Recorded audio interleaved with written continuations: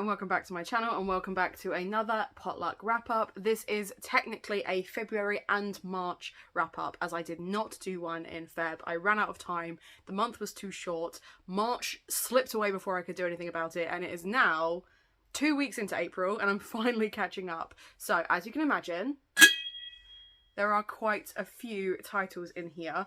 March was not a great reading month for me in general, but I was able to get a few in. And it was a real wide mix of genres as well. I read a lot more non-fiction than usual. But if you've not watched these videos before, essentially I have a collection of titles in my teapot. I will be talking for about 20 minutes. I don't have a timer available to me, so it will be a complete guessing game as to how many I can fit in. I've managed between 10 and 12 before, but that absolutely depends on how succinct I am being, and I don't feel particularly succinct today. It's going to be a waffly kind of day, I think, but without any further ado, let's see if I can get some of those older picks out. It's not going to be. The first book that I'm going to be wrapping up for you today is The Patriarchs, which I did as an audiobook. I do have the hardback, but it is technically stock. I am waiting for the paperback to come out. But essentially, Angela Saini is a really interesting sociologist and journalist who studies race science and feminism through the lens of essentially the scientific mind and why patriarchy and sexism and racism happens. And I thought this was a really thorough, almost textbook-like analysis of the patriarchy, and as an audiobook was very, very interesting. I do want to get myself the paperback so it can go with my other Angela Sainis, because I have also read Inferior and Superior by Angela Saini, and I just think their writing style is really interesting. It's very engaging, but it is dense. I feel like if you are someone who dabbles in non-fiction rather than reads a lot of non-fiction, you might find it harder. That's by no means a criticism. I would just, in the same way that I wouldn't necessarily recommend Rebecca or Wuthering Heights as an intro to gothic fiction, I wouldn't recommend The Patriarchs as an intro to feminist non-fiction. Hopefully I will be able to talk about a book that I read in March that is definitely an intro to feminist fiction, feminist non-fiction, but this wasn't that intro, but a really interesting and thought-provoking read. Relatively waffle-free on our first one, at least. Next book that I'm going to wrap up for you is going to be Big Damn Heroes, which... Let me get comfy. For anyone who's seen my content before, you know that generally if I get comfy, one of two things is going to happen. I'm either going to tell you that this was the best book I ever read, or I'm emotionally preparing you for the onslaught of critique that I have. And unfortunately, as much as I adore this series, I have so much that I hated about this book. In the end, this book got 2 to 2.5 stars. I was so disappointed. Here's the thing with a TV book spin-off. As a show, Firefly has my whole heart. I adore it. Whedon is absolute trash. He can get in the fucking sea. Don't care for him at all. However, Firefly and Buffy and Angel are 3 fantastic series that have my whole heart. Nathan Fillion, for all of his drama, a fantastic actor. The cast in this are great. I love the characters as individuals. This book did not understand the assignment. This book did not understand the characters. It did not understand world building. It was essentially a MacGuffin where the main character, who often chases MacGuffins, was the MacGuffin. So in this, Malcolm Reynolds is kidnapped and basically dragged to his home planet to stand trial for something he did years ago. So early on in his career that we don't actually know that this thing happened in the TV series. And then the characters have to go and find him. This book made Malcolm Reynolds the most boring white man that ever walked. He has no autonomy. He engages in this duality of being both the most honourable person and the most dishonourable person that he knows. The whole backstory of what actually happened was built up as this really interesting and intricate mystery, and then just wasn't. And the writing style was so boring. I was so disappointed. Was I relieved that an 8-book series doesn't need to be on my shelf anymore? For sure. I had only bought the first one, but there are 8 currently of this series. I was just... Everyone told me that if I loved the series, I would love this book, and then I just didn't. And It was nothing to do with mood, because this is back when I was enjoying reading. And it's just, oh god, it was so bad. It was so bad. Imagine taking something from a beloved franchise and not understanding the franchise, not understanding what made it such a cult classic in the first place, the way the characters interact with each other. Every character essentially has like their standalone chapter where they literally stand alone and process the information. None of them really, the banter's not there. The thing that holds, the dialogue that holds that series together doesn't exist in this book. And I could not have been more disappointed. So I immediately unhauled it. Lizzie, my flatmate, took it off my hands and is also not enjoying it. So failed on 2 fronts, and I'm really heartbroken about that. So I think the less said about that, the better. The next book that I'm going to wrap up for you is Selfmade Boys. I really should hold the teapot up higher, but it's in front of me. So, okay. Selfmade Boys is a Great Gatsby retelling by an LGBT and Latinx author. I really enjoy Anna Marie McLemore's style of writing. I think they're a really interesting writer. Now, this was read as part of a vlog where I read The Great Gatsby, this, and then I was going to read a 3rd book. I never read the 3rd book, and therefore I have not actually finished wrapping up that vlog yet. I don't know if I will, but I have that vlog that I need to edit. I will, however, say that this is far and beyond better than The Great Gatsby could ever have been. The Great Gatsby itself is an incredibly misogynistic and racist American novel. It is lauded only by men that I can't fucking stand, apparently, because there are a couple of guys that I know that tell me they read it every year and it's the greatest book ever written, and I hated it, so now I'm looking at them different. But this really takes the main messages of that novel, modernizes them while still leaving them set in that era, and then does something that Chloe Gong does, which is adds this kind of BIPOC modernism that a lot of classics, when they are being retold, desperately need. It's not just to negate the racism and misogyny, right? It's quite clearly still prevalent in this time. We're not acknowledging it. What's the phrase? I think it's like lampshading or lamplighting or something like that, where you highlight something but then you do nothing with it. You just kind of go, racism existed in this time, and you're like, cool, thanks for acknowledging it. That's literally the bare minimum. And obviously I do think it helps that it's written by a Latinx author, so that own voices comes through. I thought it was really, really interesting seeing how these different characters deal with their trans rep as well. Was really, really interesting. I thought generally it was very, very beautiful. Was it my favourite? No. But that was purely because it's a Great Gatsby retelling. That was nothing on the writing or the writer. I would absolutely still recommend this. If you do like The Great Gatsby, I think you'll really enjoy it. But to me, I had the same issue with this book that I had when I read Aidan Thomas's retelling of Peter Pan, which is, it's very clear to me that you like the book, the classic that you're retelling. I would hope so if you're doing a retelling. I don't, and therefore the issues that I have with that classic seep into this retelling, and that's kind of where I'm at with that. I haven't decided if I want to unhaul this yet, because quite frankly, it's beautiful, and you can never have too many Anna Marie McLemore books on your shelves, but it left me with that real feeling of, I will probably never reread it, so should I keep it on my shelf? Is it a bad book? No. If you like The Great Gatsby retelling, even if you just like in general like the 1920s, if you like that Chloe Gong vibe, very much underbelly criminal organisations but glamorous, then yes, I think you'll really enjoy this. But it wasn't my favourite. But I would still recommend it. But it wasn't my favourite. I remembered to hold it up correctly. I don't really want the spout right in my face, but okay, next. Death Comes to Pemberton. This is another one that I have read specifically for a vlog, so I'm not going to go too deeply into this one because this one I did correctly wrap up for the vlog, but the vlog is not coming out until July. So, Death Comes to Pemberton is a murder mystery set after Pride and Prejudice. Everyone told me I'd hate it. I loved the TV series, hate the book. Watch the TV series, avoid the book. The book is misogynistic, Jane Austen would be rolling in her grave.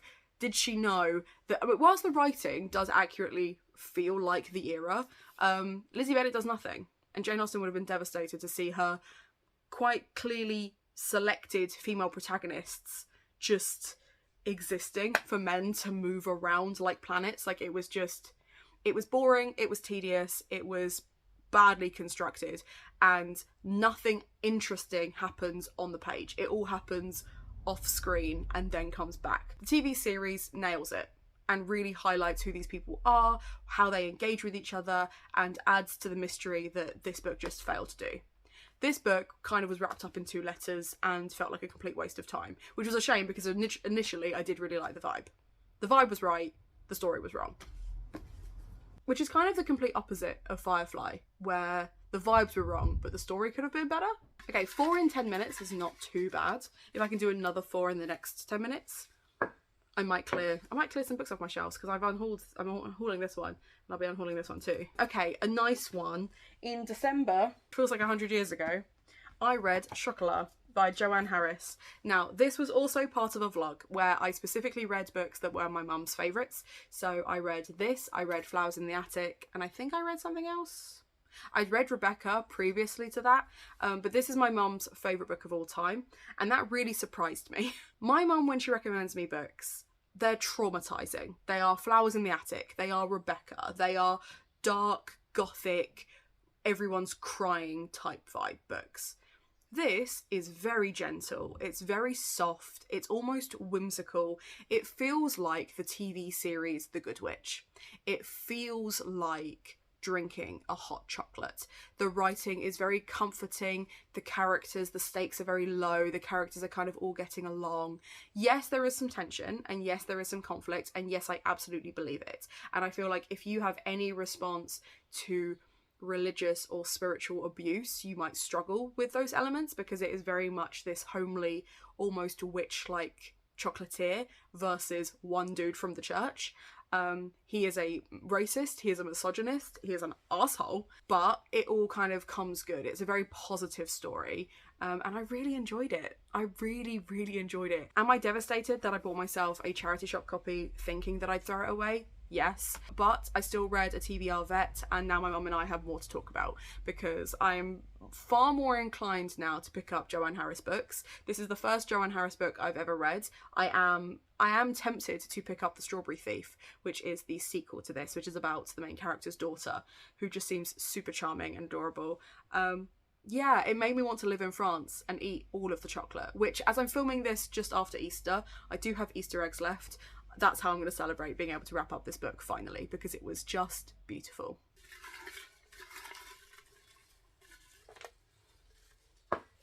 Bad Feminist. I'm so pleased, because this is the book that I was talking about where if you would like an intro to feminist non-fiction, where I would recommend you start. Now, I have had Bad Feminist for what feels like 100 years, and I've just not picked it up because I really struggle with non-fiction. I have to be in the mood for it, but I picked it because of the large font. It was a prompt based on my after hours TBR, and I'm so, so pleased. This could not be more different in writing style to the patriarchs, but I feel like they work really well in tandem together. Roxane Gay is a woman of colour based out in the US who very much understands how BIPOC women, and black women specifically, are affected by feminism and patriarchy, and that duality between the two of finding your fine line as to what makes you a good feminist. She also talks about the psychology of trying to be a good feminist or being a bad feminist, why sometimes certain behaviours are seen as toxic when they're really survival instincts, and the thing that kind of makes this very good for entry-level people stepping into non-fiction is the references that they make are very contextualised to about 10-15 years ago. However, they are still relevant, and some of the topics that are discussed you can probably see in day-to-day life now. There are things that have changed, not enough has changed, but there are things that have changed that I think it would be really interesting to see how Roxane Gay reflected on those things now. But the voice of the narrator, the voice of Gay's writing is very personable, is very understanding, there is comedy in it, there is humour, you can see her wit in her writing, and I really, really liked all of that. So as a non-fiction newbie, I was really pleased with this, and yes, once again, this was meant to be a book that I was going to TBR and then get rid of because I've had it for 100 years, but unfortunately I would be keeping because I know that I'm going to be able to recommend it again. I know this is a book that I would be happy to recommend in non-fiction lists and just general. If you need a thorough analysis, but in a colloquial and friendly way, that's what this is. And yeah, absolutely. I think I gave it 4 stars, 4.5.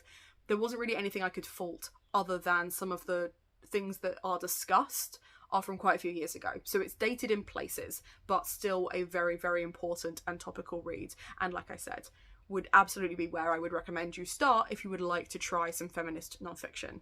Okay, I've definitely got time for at least 1 or 2 more. So we might get to 8. We might.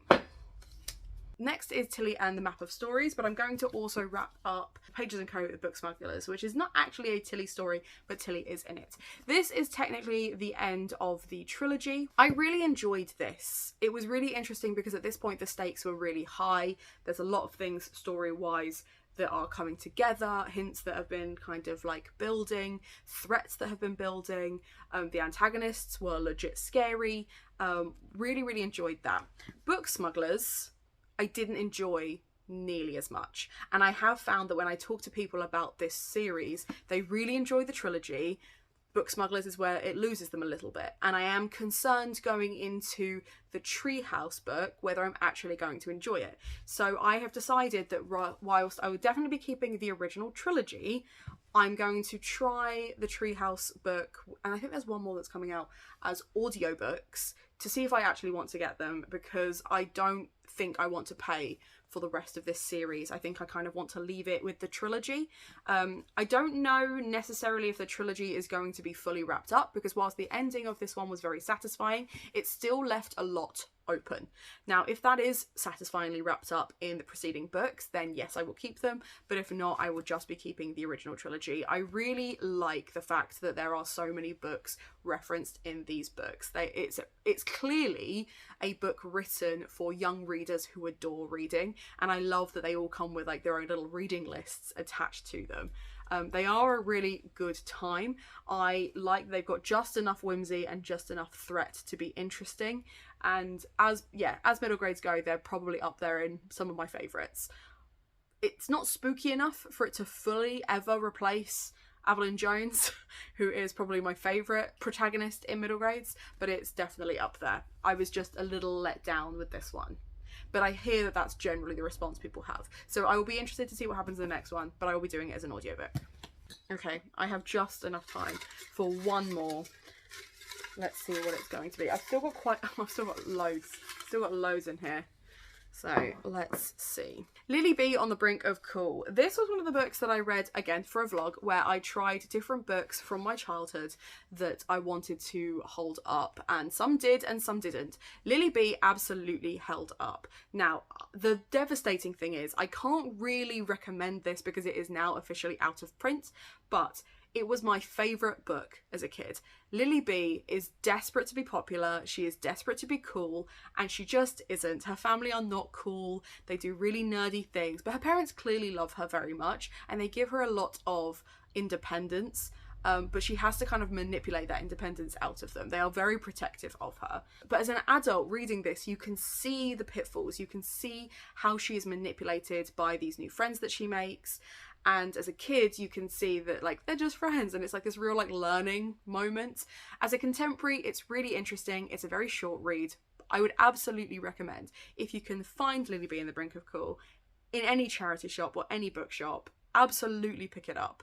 I thought it was a wonderful and definitely held up story, but devastated that it is no longer in print. Leave a comment down below if you've ever read Lily B, because I need to find my people. I need to know who else read this book as a kid, and if you came back to it, do you think it would hold up? Because I thought it was fun, and a really interesting look at how it's so very easy to get caught up in the hype of people and to get caught up in the joy of making new friends, but sometimes those people are trash. So that felt like a mood, and I really enjoyed it. So that's it. So there you have it, about 8 books. I think it's 8? 7, 8. Yeah, 8 exactly books that I'm wrapping up. I'm really hoping my April reading month is going to improve, because currently, like I said, we're 2 weeks in and I've read 2.5 books. I've started a whole bunch, I just haven't finished anything. But the baskets are still very full. The teapot is still very full. So I just need to find the time to wrap up again for April coming into May. But leave a comment down below with whichever book you enjoyed the most in March, so I can try and add some more fun things to my TBR, because it can never really hurt. Make sure to like and subscribe. Treat yourself to something from Waypoint, because it helps support my content. And most importantly, have a nice day.